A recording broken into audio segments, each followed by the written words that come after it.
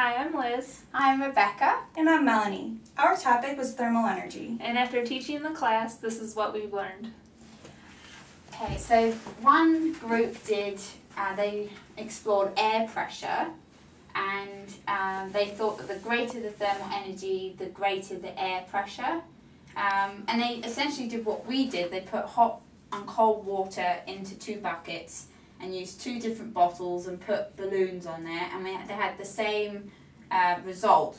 The hot water inflated the balloon, but they interestingly included air pressure in it, and after discussing it in class, we found out that air pressure is when particles collide, and when thermal energy is produced, the particles move faster, which makes it collide with the balloon, and that inflates, so more air pressure.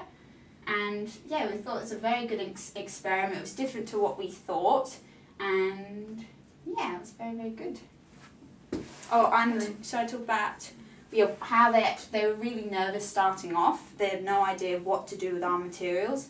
But then when we actually, I think Liz mentioned the idea of putting the balloon on the bottle, that's when ideas started flooding in. And then our professor mentioned air pressure at the end, which made them think more critically about what was going on. Yeah. This group also tried to do what we did similarly. They started by putting hot water in the bottles, and they got no results, so they wanted to change their experiment. So they poured the hot water out and then did hot and cold water with the pennies. And they claimed that the hotter the water, the more thermal energy is produced and the more the balloon will expand. Well, their evidence shows because there was hot water in the bottle prior, that water was hotter than what was in the bowl. So their balloon did inflate a little bit, but it inverted first. The bottle drew the balloon inside before blowing it up. We realized that was only because of the hot water. This balloon still did not do anything. It had no movement whatsoever. So their goal was to do this experiment the same way we did. It just did not conclude the same.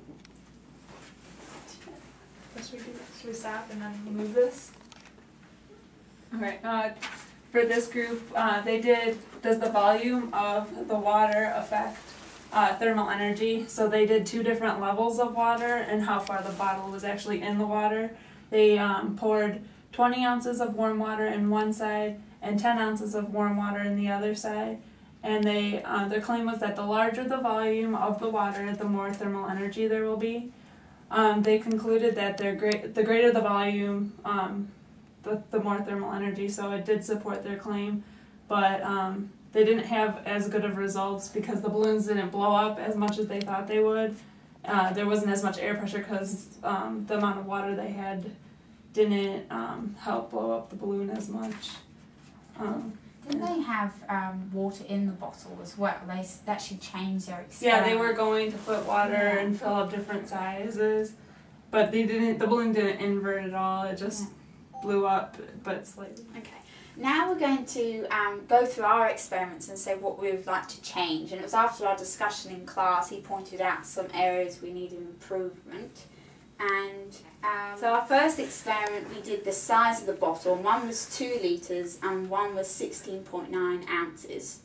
And from our discussion, he was telling us about how the surface area of the bottle, so literally how the 2 litre bottle has more area in the water.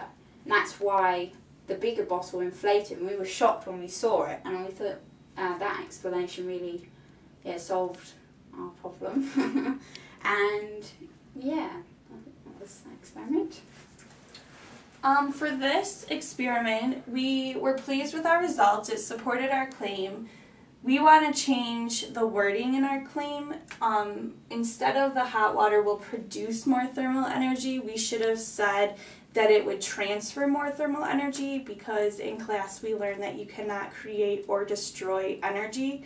So he explained in depth how it's simply just transferring it from the heat from the water would transfer to the bottle, creating the balloon to, or not creating, having the balloon to inflate more.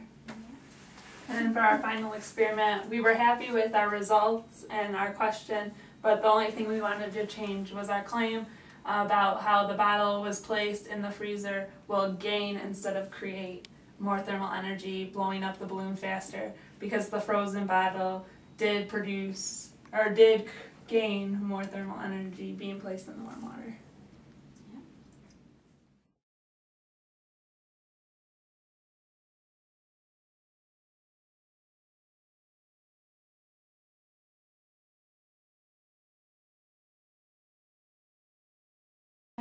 So we did our in-class experiment, and when we started off, it didn't really go as planned because we expected to go in there and have kind of like a topic area, like we'd just like discuss our topic and like tell them definitions and kind of get them thinking, but the professor kind of started that for us, so we didn't really know where to begin, so we kind of just started off with our dye experiment where we dropped some food coloring into hot water and cold water just so they could see how thermal energy works. But they didn't really respond to it as we thought they would. We thought they'd enjoy it more, and they kind of just were like, okay, now what? So that was kind of discouraging at first because we didn't know really what to do. So we kind of just gave them all their supplies to do the experiment, and it kind of just, they were confused on what to do and how to use it. And we, like, one of the biggest things the professor pointed out to us that we could have improved was that our complex question was kind of it was very vague, and they didn't know how to use the material as well because they didn't know what gas pressure was, or like that they thought they had pressure. used all of the materials, and they didn't. And giving them a 2-liter in a smaller bottle really threw them for a loop at first. And they didn't know to be looking at gas. It wasn't specific enough. So what was our complex question? It was what variables affect thermal energy. So giving them pennies, balloons, bottles, water, bowls. They didn't. There was a bunch of different things, and they didn't know how to put them together like we did. So that was... I think each of us kind of led the groups to say, try putting the balloon on the bottle and see in that point like how you can change it or make it blow up. So. Yeah. And they really liked the pennies. They were that was a bit frustrating. They were obsessed with that. The idea it was made out of copper, and that the copper will heat the different amount of coins in the bottles will heat it up, and so because we just watched the video about the thermal energy camera. So they had that on their mind. Yeah, and conduction. We were talking about that with metal. So. But then as soon as we said that the balloon, putting it on top and we'll see something happening, that's when whole different ideas came to do the experiment. Overall, as a group, I think we incorporated hot and cold water into, 2 out of the 3, and then we used, the size in that one. So comparing temperature with size, overall, we concluded that the thermal energy isn't based on temperature. It's just that the more particles the substance has, the more thermal energy that will be there.